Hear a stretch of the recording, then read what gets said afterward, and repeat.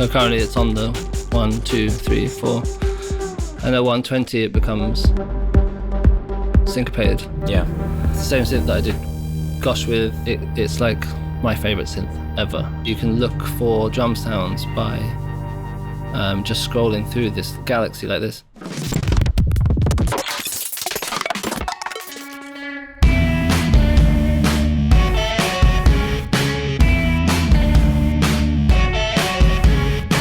We're giving away a signed vinyl of Jamie XX's In Waves. All you have to do for a chance to win is like this video, subscribe to our channel, and tell us your favourite track on the album in the comments.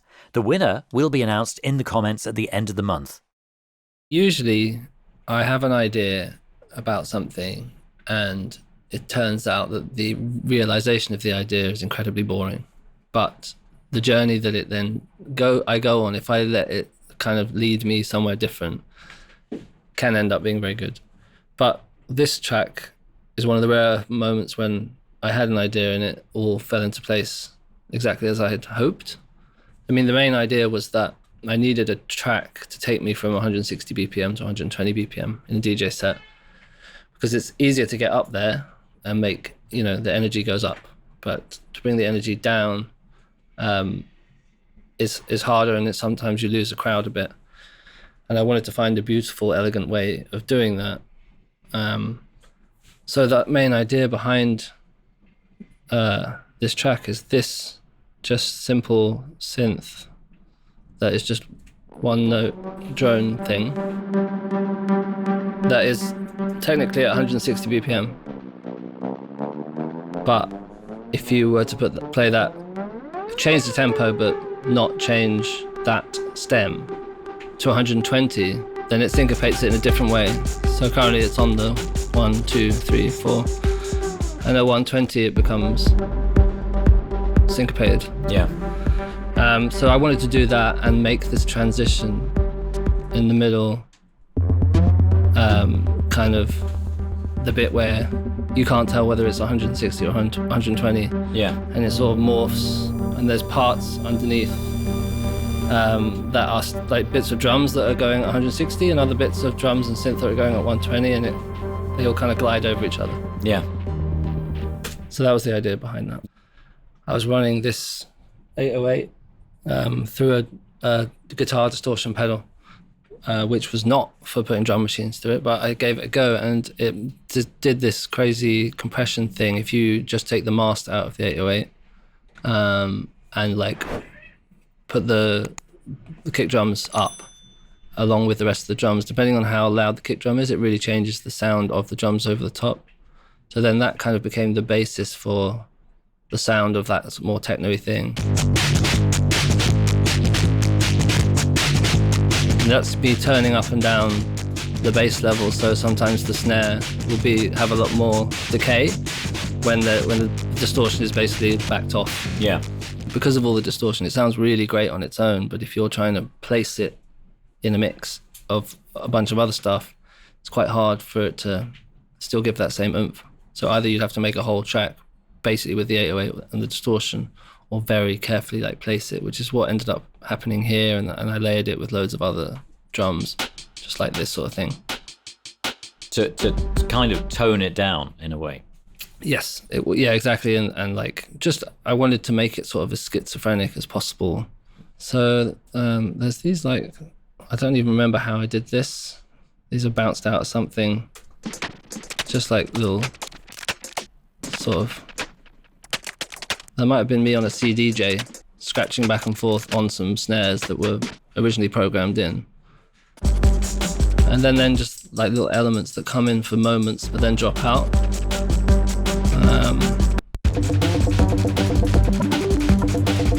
Just a regular kick to like beef it all up. And I used the Oberheim 8 voice over there to make these really lovely synths, chords. It's like my favorite synth ever, because you can tune every oscillator. There's 16 different oscillators, and they all go out of tune all the time. So by the time you've tuned it all, they're all slightly out of tune, And then when you try and play these chords, they're all just a little bit wonky, just the right amount.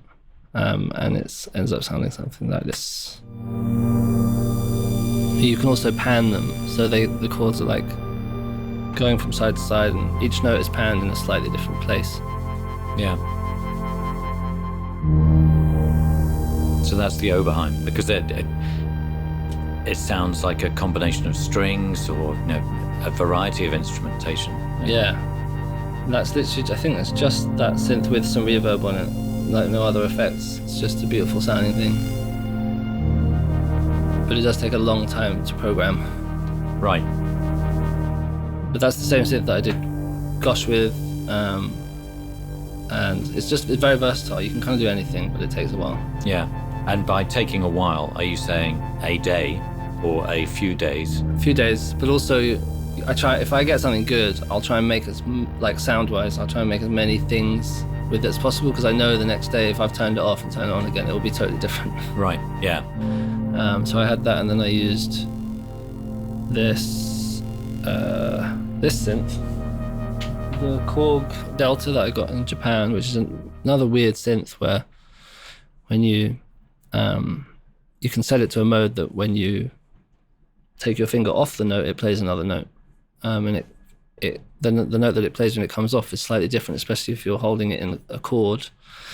I never really understand quite what it's doing, but it does something beautiful, and so I had this other synth line underneath that, so that's like on, off, and it creates these chords every time you press the note or take it off.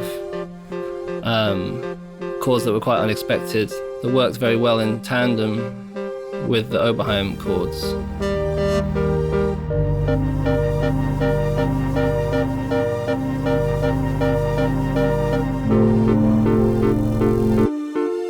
And it has like a string element to it as well as a synth element, so you can have it just sound like all strings or all synth or both together.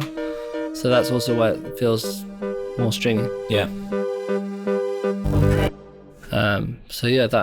So that change from 160 to that breakdown bit kind of goes from manic to lush quite quickly. This episode is being supported by our good friends at Tape It, the iPhone app made specifically for musicians. If you, like many of our guests, use voice memos, then as far as we're concerned, switching to Tape It is an obvious choice. It's free, and there are a load of features you won't find on Apple's Voice Memos app, including the ability to record straight from your lock screen, set markers, add notes, include photos of settings, and you can easily import your old voice notes, sync to the cloud, and create shared playlists with co-writers and bandmates. So head to the link below to install the app now. And if you want even more, check out Tape It Pro and use the promo code TAPENOTES to receive a whopping 20% off. And now, back to the episode.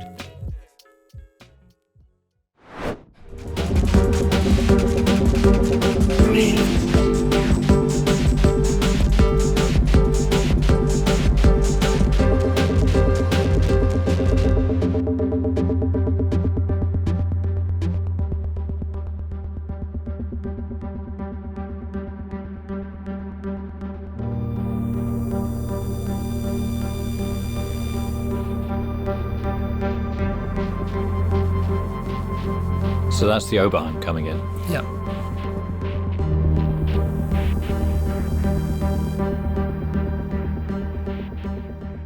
And then I had this just Logic bass plugin, like one of the most basic things, keeping the sort of 160-ness of it under that, which then kind of turns into triplets when you start to lose what tempo it is. And as it goes subby and up top, you kind of lose that as well. I was always trying to mess with perception of like where you're at in this part. Yeah. I've tried for ages to make it the drop into 120 happen in a way that was very obvious, all the tricks that I was doing. But what worked best was just stopping everything and making like a classic like moment pause and everything coming in. So that's what I ended up doing. Breathe in and let go.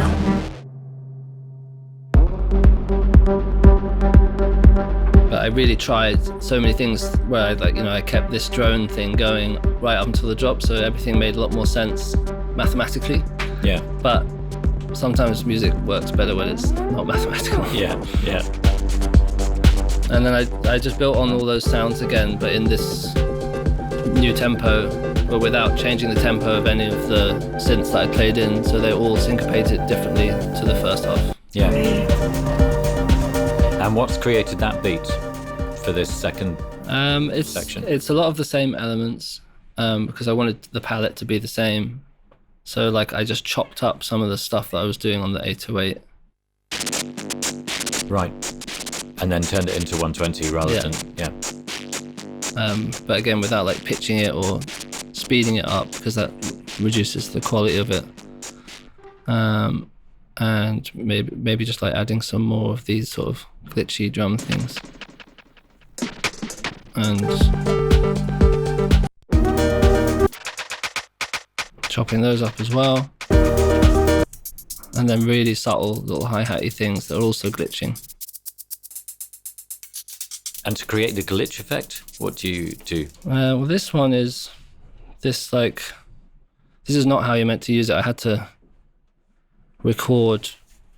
I used Audio Hijack to record Logic through my laptop backend, if you know what I mean, because I was using a plugin in a way that you're not meant to use it.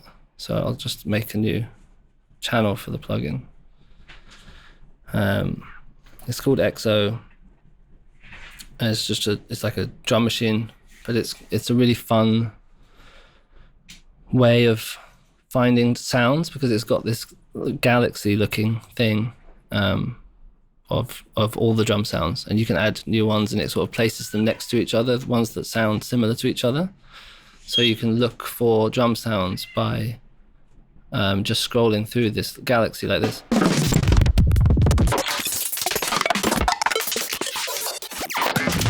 And if you land on the little area that you like, you can scroll around drum sounds that sound similar to each other and zoom in to find more. And it's it's a fun, quick, easy way to find drum sounds. But then what I did here on this track is record out of Logic of me scrolling around, but to a tempo. So it's still got a rhythm, but I'm basically using thousands of drum sounds for a hi-hat.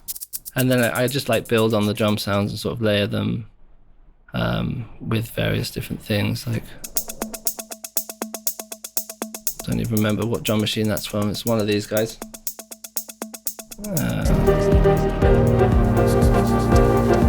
But just I spend a long time trying to get the groove right for everything, and using sample delay to make the hi-hat or the kick or the snare just in the right position for the groove to be right, rather than everything being perfectly on the grid.